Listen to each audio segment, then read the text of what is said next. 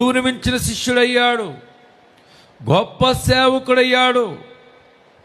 ఎప్పుడైనా గుర్తుపెట్టుకోండి, దేవునికి చేసింది మనుషులు మర్చిపోవచ్చు, దేవుడు మర్చిపోడు. దైవజనులకు చేసింది దైవజనులు మర్చిపోవచ్చు, దేవుడు మర్చిపోడు. దేవాలయములో చేసింది మనుషులు మర్చిపోవచ్చు, దేవుడు మర్చిపోడు. దేవాలయము కొరకు చేసింది మనుషులు మర్చిపోవచ్చు, దేవుడు మర్చిపోడు. నీవు చేసే ప్రతి పనికి ఆయన లెక్క గడతాడు.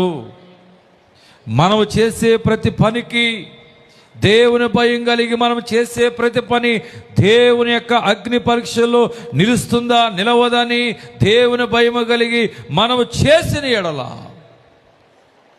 దేవుని వలన రెండంతల ఆశీర్వాదం, ఎలీషా రెండంతల ఆత్మలు పొందుకున్నట్లుగా దీవెను కూడా మనం పొందుకుంటాం.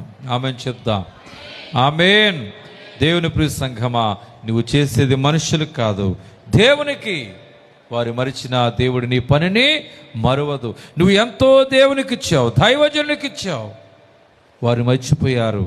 నేను ఎంతగా చేశానో, ఎంతగా ఇచ్చానో, ఎన్ని కొనిపెట్టానో, కానీ నాకు గుర్తింపు లేదు, నన్ను పలకరించటం లేదు, నన్ను పట్టించుకోవటం లేదు, నాకు ఇంపార్టెన్స్ లేదు. నేను ఎంత చేశానో నన్ను పట్టించుకోవటం లేదు.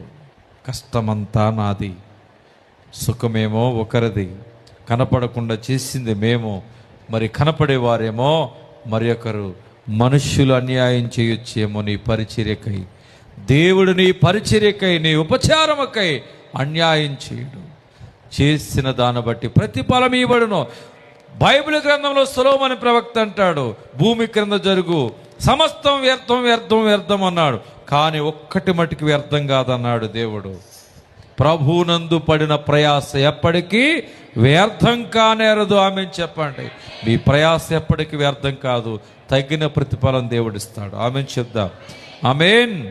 ప్రియ సంఘమా, మనం చేసేది దేవునికి చేస్తున్నామని చేయాలి. ఉపచారం ఎప్పుడు కూడా మనుష్యుని చూసి ఎప్పుడు ఉపచారం చేయకూడదు. ఒక దైవజనుడు సుట్టుపోటు మాట్లాంటాడు, ఒక దైవజనుడు గిట్టనివ్వడు, ఒక దైవజనుడు ప్రేమిస్తాడు, ఒక దైవజనుడు విలుచూపు చూస్తాడు. మనము ఆ మనుషుల వైపు చూస్తే దేవుని సేవ చేయలేం, దేవుని ఉపచారము చేయలేం, దేవుని వలన ప్రతిఫలం మనం పొందలేం. వాని క్రియల చొప్పున ప్రతివానికి ఇచ్చడుకు సిద్ధపరిచిన జీతం నా యొద్ద ఉందన్నాడు. దానిపైన ఒక మాట అన్నాడు, అన్యాయము చేయవాడు ఇంకనో.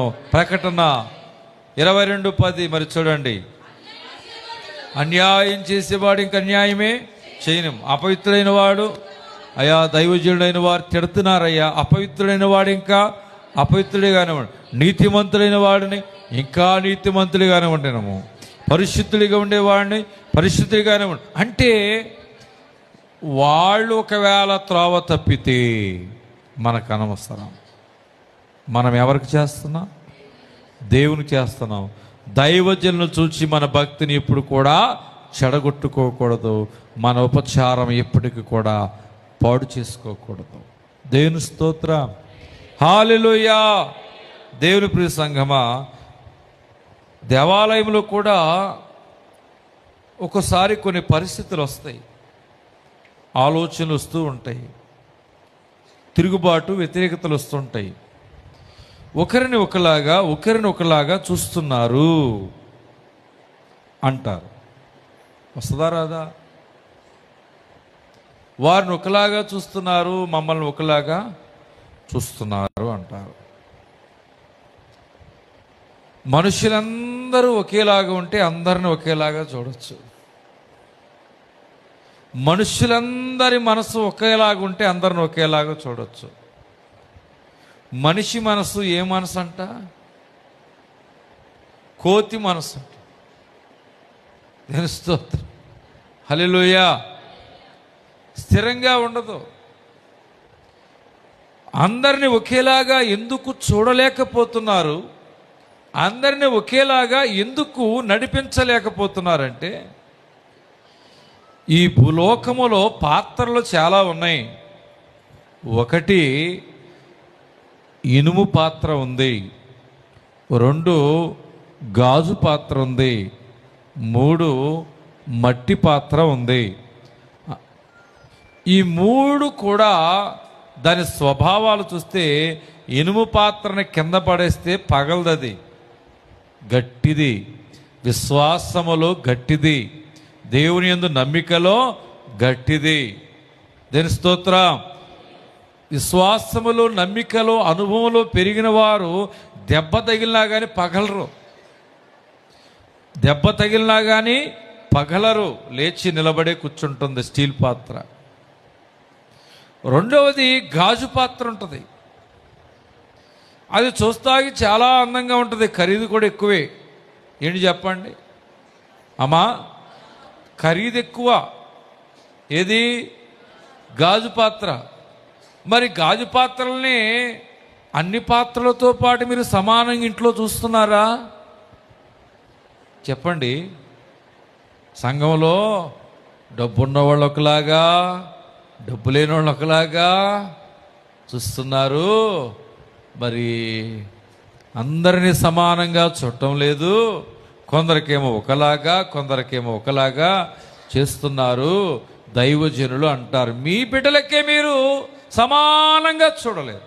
ఒకటి తినేవాడు ఉంటాడు, ఒకటి తిన్నవాడు ఉంటాడు, ఒకడు చికెన్ కూర తింటాడు, ఒకటి తిన్నంటాడు. ఇద్దరికి సమానంగా చికెన్ కూర పెడతావా? దాని స్తోత్ర. ఒకడు షూ వేసుకుంటానంటాడు, మా పిల్లల్లోనే ఒకడు. నాకు షూ కావాలంటాడు, నేను షూ వేసుకొని అంటాడు ఒకడు. ఇద్దరిని ఒకేలాగా చూడగలుగుతావా? దాని స్తోత్ర. ఇప్పుడు నీ ఇంట్లో పాత్రలు ఉన్నాయి, నీ ఇంట్లో పాత్రలు ఉన్నాయి. ఇనుము పాత్రలు ఒకలాగా చూస్తావు, రాగి పాత్రలు ఒకలాగా చూస్తావు, గాజు పాత్రలు ఒకలాగా చూస్తావే.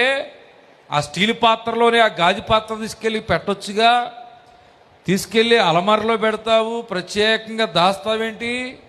అందరికి కనపడేలాగా ఆ యొక్క అలమారలో పెడతావు.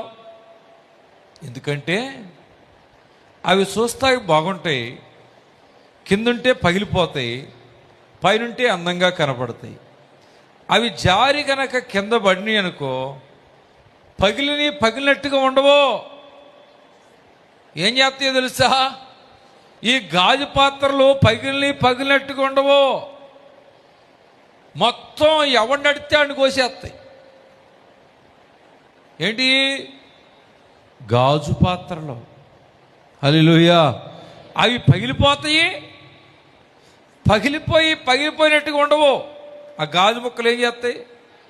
గాయాలు చేసేస్తాయి. గట్టిగా చెప్తా హల్లెలూయా. అందుకే ఊడిపోయే ముక్కలు అంటారు చాలామంది. ఆ ఊడిపోయే ముక్కలు మనం ఏం చేయాలంటే జాగ్రత్తగా గాజు పాత్రల్ని పట్టుకుని జాగ్రత్తగా వహించాలి. ఒక దైవజనుడు ప్రత్యేకంగా శ్రద్ధ తీసుకుని నడిపిస్తున్నాడంటే, శ్రద్ధ వహిస్తున్నాడు అంటే దానికి అర్థం ఏంటి? ప్రత్యేకమైన గుర్తింపుతో మీరు జాగ్రత్తగా రావాలి, ఫలాను వారు రావాలి అని 1-2 సార్లు చెప్పి పిలిచి జాగ్రత్త వహిస్తున్నాడంటే ఏ పాత్రలో? గాజు పాత్రలో. వెంకటేశ్వరరావు నిరా అన్నావు అనుకో,